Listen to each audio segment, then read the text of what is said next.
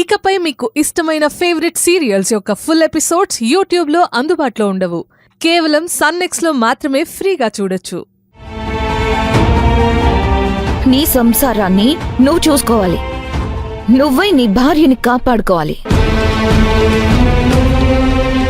అదొదిలేసి నువ్వు తాగి తాగి నీ కాపురాన్ని నాశనం చేసుకుంది కాకుండా ఎందుకు సుజాత జీవితాన్ని నాశనం చెయ్యాలని చూసావు? అమ్మా, నేనేం తప్పు చేశానో అర్థమైందమ్మా. ఇంకెప్పుడు ఇలాంటి తప్పులు చేయను. నన్ను క్షమించండి అమ్మా. నేను ఇంకెప్పుడు తాగనమ్మా.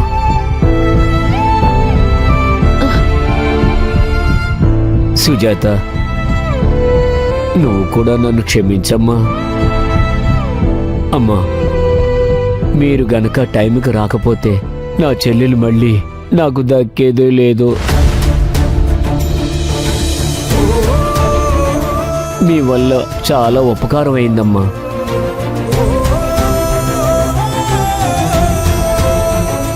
ఇప్పుడున్న అలవాట్లు మానేస్తే మంచి పని దొరుకుతుంది.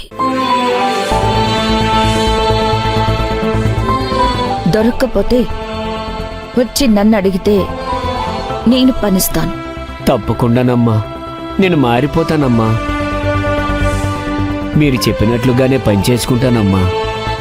వెళ్ళొస్తానమ్మా.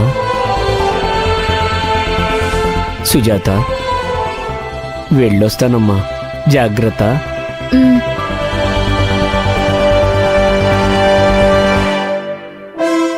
అమ్మగారు, కాఫీ కావాలా? ఏం అవసరం లేదు. నేను పెట్టడం అలవాటు చేసుకున్నాను. ఎందుకమ్మా కోపం? క్షమించమని అడిగాను కదా. సుజాత ఆంటీ, అలా అడగకూడదు. మన పని మనం చేసుకుంటూ వెళ్ళాలి, అంతే. పొద్దున్నుంచి నీ కోసం వెతికి వెతికి అలసిపోయాను గాని నాకు మంచి స్నాక్స్ పెట్టు. సుజాత, ఈ పిల్ల ఎన్నైనా చెప్తుంది. నువ్వు వెళ్ళి ఫ్రెష్ అవ్వు. ఆ తర్వాత చూసుకుందాం. సరేనమ్మా.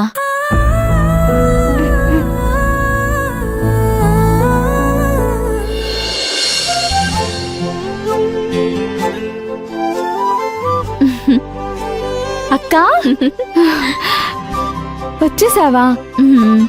అక్క, నువ్వు లేకపోతే ఎంత ఇబ్బంది అయిందో తెలుసా? నాకేమో వంట సరిగ్గా రాదు. ఇంటి పని అంతంత మాత్రమే. ఇల్లు శుభ్రం చేయడం ఒకటి తప్ప పాపం అమ్మగారే అన్ని పనులు చేసుకున్నారు. నువ్వు వచ్చేసావు, ఇప్పుడు ఏ సమస్య రాదు. పొద్దున్నుంచి నా కోసం తిరిగి తిరిగి అమ్మగారు అలసిపోయింటారు. అమ్మగారి కోసం కాఫీ అయినా చేసివ్వాలి.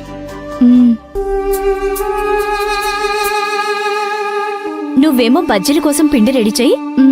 భవానీకి స్నాక్ చేసి పెట్టాలి. సరే అక్క. ఏంటి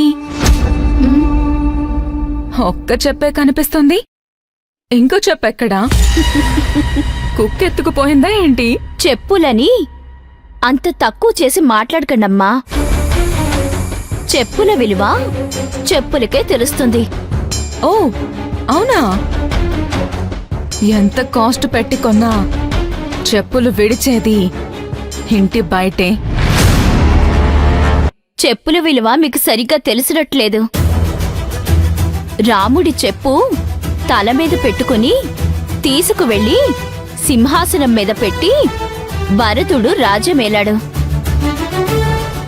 సిండ్రెల్లా నాలాగే ఒక పని మనిషి తన కృషి వల్ల ఒక దేశానికే రాణి అయింది. మనం ఎవరి పాదాలకి చెప్పులం అన్న దాని మీద ఆ విలువ నిర్ధారించబడుతుంది. నేను శివగామి అమ్మగారి పాదానికి చెప్పు లాంటిదాన్ని. నా విలువ నాకు తెలుసు. ఆమె మంచి దారిలో నడుస్తుంది, మంచి మంచి వ్యక్తులను కలుస్తుంది. ఎంతో మంది ఆమె పాదాలను పట్టుకుని నమస్కరిస్తారు. కానీ మీరేసుకున్నారే చెప్పులు పాపం ఏ జన్మలో పాపం చేసుకున్నాయో మీ పాదాలకొచ్చి చేరాయి. మీరు నడిచేది దరిద్రపు దారిలో. వద్దన్నా ఆ దారిలోనే పోతుంటారు. పాపం మీ చెప్పులు పాపం చేసుకున్నాయి. మీకింకొక విషయం తెలుసా?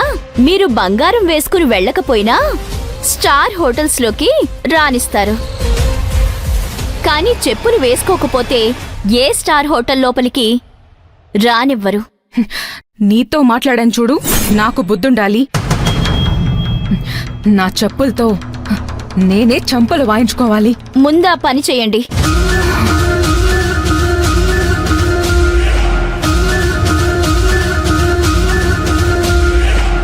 ఏయ్, ఏంటి నువ్వు?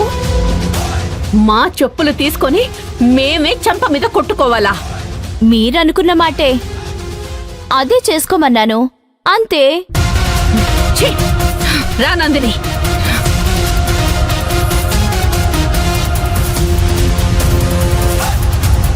అనడం ఎందుకు, అనిపించుకోవడం ఎందుకు?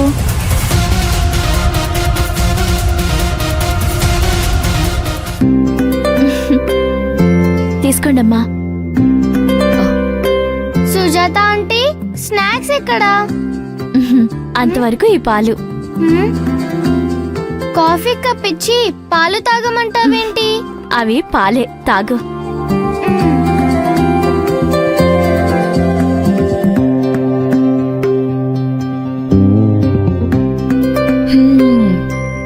నీ చేతి ఫిల్టర్ కాఫీ తాగిన తర్వాత ఇప్పుడు మనసు కొంచెం కుదుట పడింది.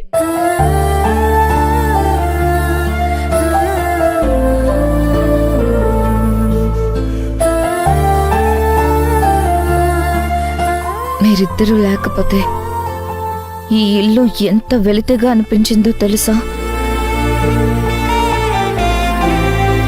భవానీ నాతో ఉంది, కానీ భవానీ భవానీయే కాదు. ఆ భైరవీదేవి కృప వలన నిన్ను వెతికి పట్టుకోగలిగాను. ఇప్పుడు కొంచెం ప్రశాంతంగా ఉంది. శాంతమ్మను కూడా ఇంటికి తీసుకురావాలి. అప్పుడే నాకు పూర్తిగా సంతృప్తి దొరుకుతుంది. పాపం ఎక్కడుందో, ఏం చేస్తుందో ఏంటో. భయంతో నేను ఇంట్లో నుంచి పంపించేశాను. ఇప్పుడు శాంతమ్మని ఇంటికి తీసుకురావాలి. కానీ ఇప్పుడు ఆమె ఎక్కడుందో ఎలా తెలుసుకోవాలి?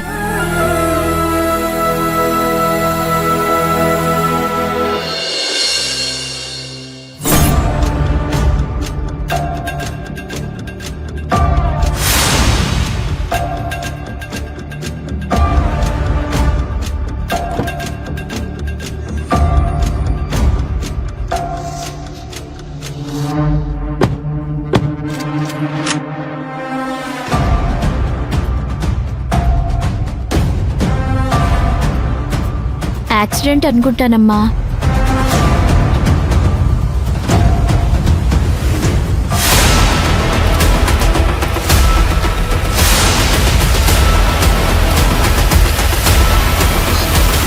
సుజాత,